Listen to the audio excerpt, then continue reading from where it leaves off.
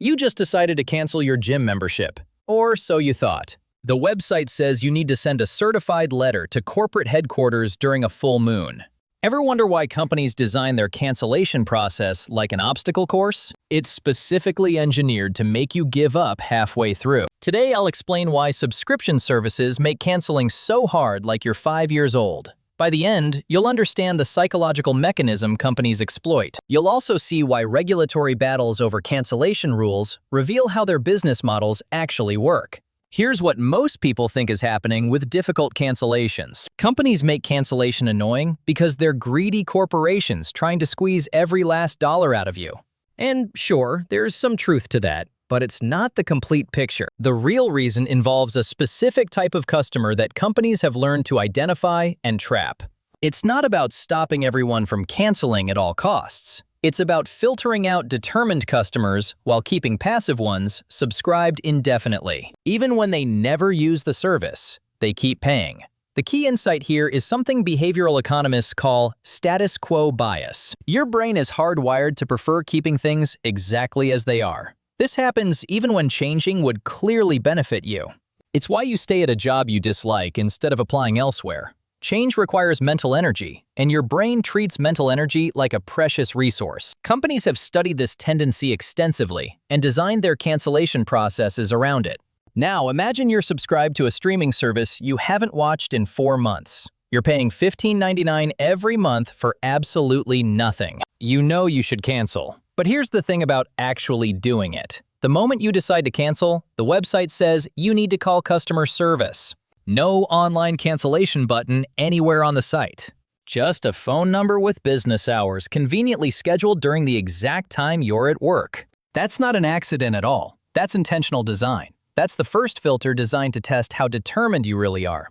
Every friction point they add is a calculated bet that you'll give up and stay subscribed another month. Can't call during business hours? You'll probably forget by the time you get home from work. Finally call and get put on hold for 20 minutes? Some people hang up right there and never call back. Make it through the hold time, and now you're talking to a retention specialist? They're offering discounts you didn't know existed, and suddenly it seems worth staying. Maybe you take the deal and stay subscribed at half price.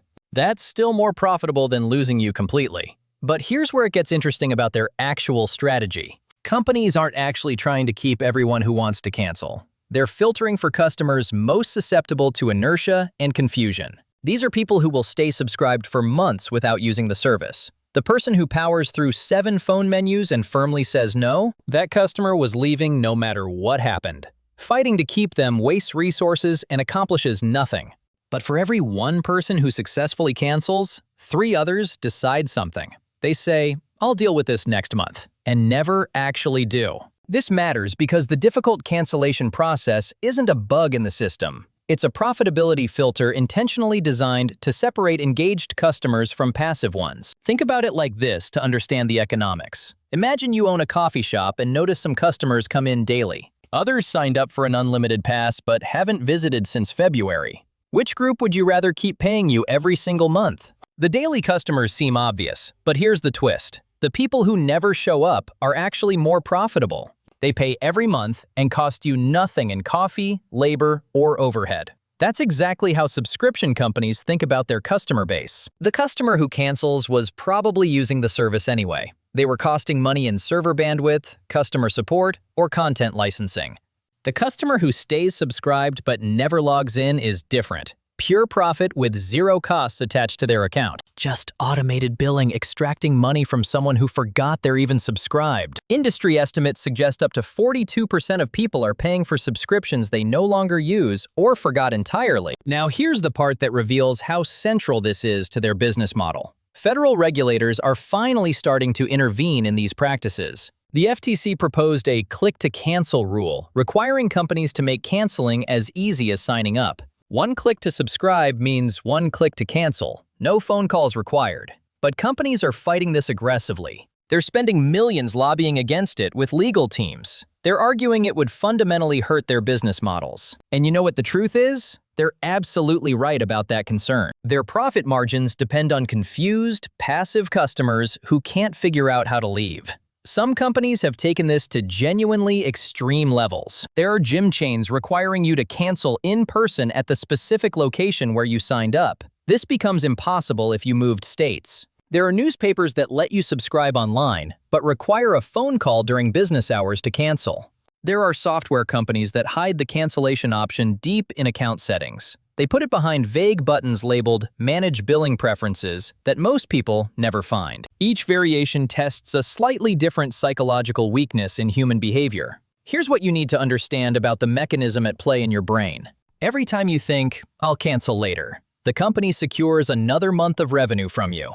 Every time you take the discount the retention specialist offers, they've won. They've successfully converted a cancellation into continued income. Every time you hang up after 20 minutes on hold, they've won the bet. They bet that the hassle outweighs the monthly cost you're paying. They're wagering on your inertia, your busy schedule, and your reluctance to fight. Nobody wants to spend an hour fighting over $15. But there's a revealing implication here. When a company makes cancellation deliberately difficult, they're explicitly signaling something important.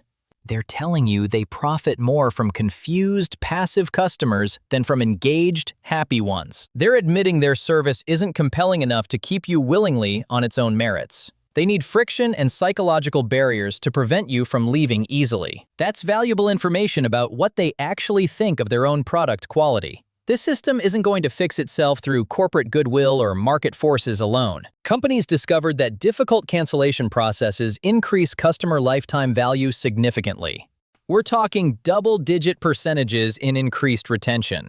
That's billions of dollars in additional revenue generated purely by making the exit harder to find. They're not going to abandon that voluntarily. It would be like asking a casino to install more clocks and windows. The regulatory battle happening right now is particularly illuminating about corporate priorities. When companies argue against click-to-cancel rules, they're publicly admitting something crucial. They're saying that ease of cancellation would materially damage their revenue streams. Think about what that means. They're saying out loud that a significant portion of their income comes from people who want to cancel but can't figure out how or don't have time to navigate the process. That's not a business model based on providing value to customers. That's a business model based on creating exit barriers. So here's where we are right now with your own subscriptions. You're likely paying for at least one subscription you barely use right now. You keep it because canceling requires effort you haven't scheduled yet.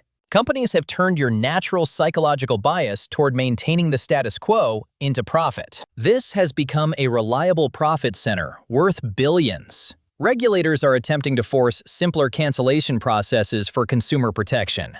But corporations are fighting back because their financial models depend on making it hard for you to leave. Every month that passes, money flows out of your account automatically for services you may have forgotten even exist. To recap, the hard cancellation process is a psychological filter designed to trap customers susceptible to inertia while letting determined customers go. Status quo bias makes your brain resist change, even when change would clearly benefit you. Companies have engineered every friction point around that weakness. The regulatory fight over click-to-cancel rules reveals how much revenue depends on difficult exits rather than quality service. When canceling is harder than subscribing, that's a company admitting they can't keep you through value alone.